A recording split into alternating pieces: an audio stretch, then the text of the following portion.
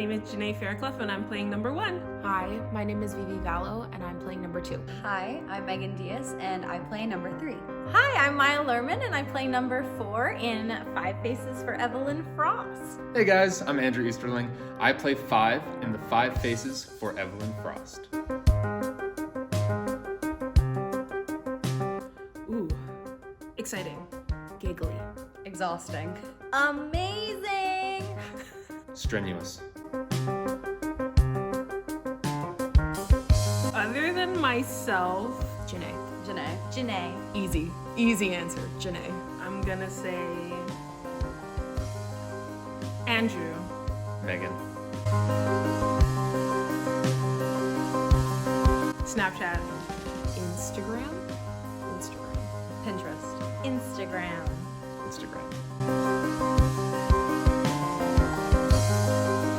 A pack of camels, unfiltered. Okay, there are a bunch because the show is so stupid. Like, some of these lines are insane. Can I say 2? Hard, it's terrible. Maya Lerman, number 4's line. She goes, "She was called Apsara. It means little angel. She died the next day of throat cancer." I love that line. I love how she delivers it. This must be hard for you. Hard, it's terrible. Runner up. Hard, it's terrible. Me having a shot with the boys. Monsters. I love water. I drink a lot of water. Anyone who knows me knows that I cannot be anywhere if I don't have my water bottle with me. And I would leave it by my chair when I was rehearsing, and then I trip on it later, but it was all worth it for the water. My friends. Oh, I was gonna have it as a prop. Hold on. My Nalgene. Stevie Garcia.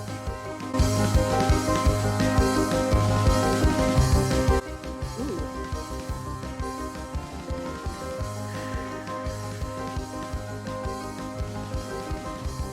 I'm gonna say Well, what do you think real means? Is the real question of reality.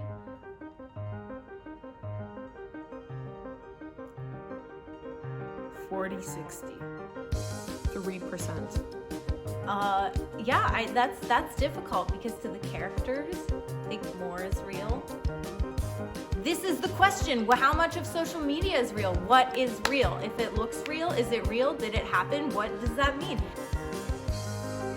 None of it. 20%. Come see the show. Come find out for yourself. We're now moving into the next portion of our interview, which is the long-form questions.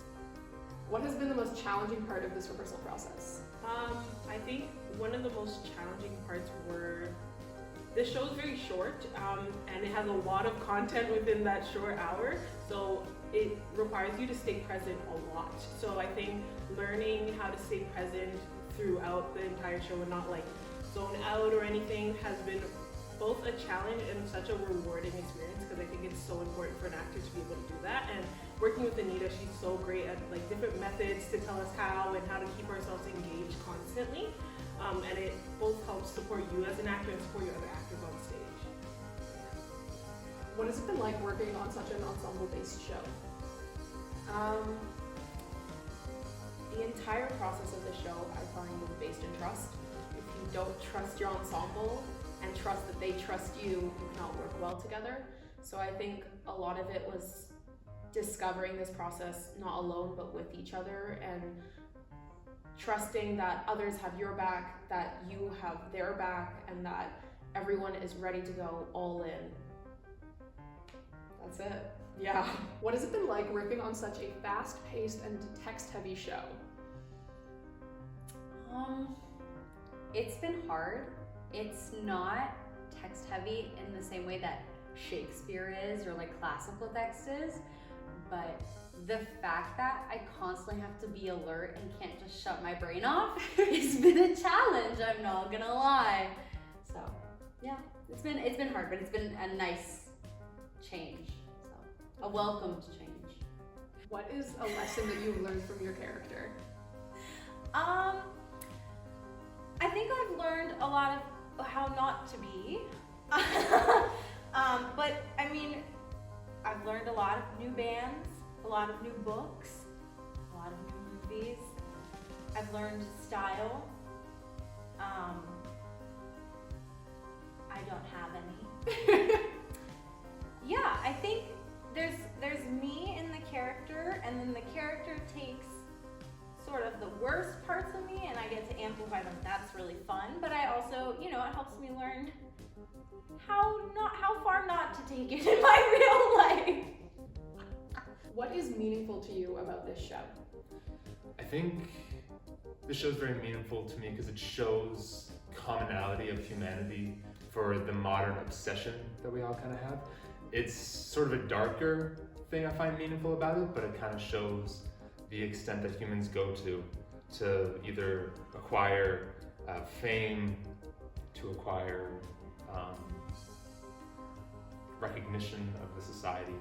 And I think that's not only, it's also just it's just prevalent to what we have to deal with. And I'm happy that Five Faces sort of announces that and sort of shows that in an extreme sense of how it is in the show, because I think more people kind of have to recognize that we're all sort of on this weird hamster wheel of chasing clout or any kind of recognition kind of like that. Do you have a favorite memory from rehearsal? Oh, okay. So during table reads, this show is a satire. So there are a bunch of parts that are really funny. And us as a group, we could not get through this one part of the play without laughing. But it was really, really funny, and I really enjoyed that moment. What is one lesson from this rehearsal process that you will take with you into the industry?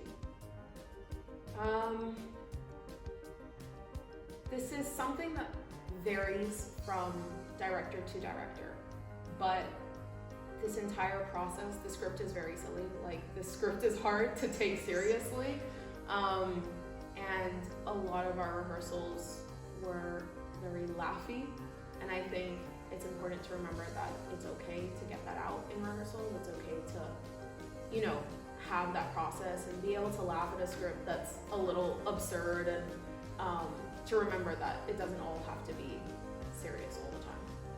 If you could swap costumes with anyone in the show, who would it be? Oh, Janae. Number one. Number one. 1,000,000%. She's so beautiful and put together. Of course. Who has your favorite costume in the show? You No, can say I'm yourself. gonna say You can myself. yourself, I'm yeah. gonna say myself. What do you hope audiences take away from this show?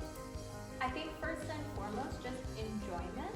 I truly believe that theater is to be enjoyed. I hope that our show is also funny. It's supposed to be funny, but the deeper, thought-provoking point of what are we doing with our lives?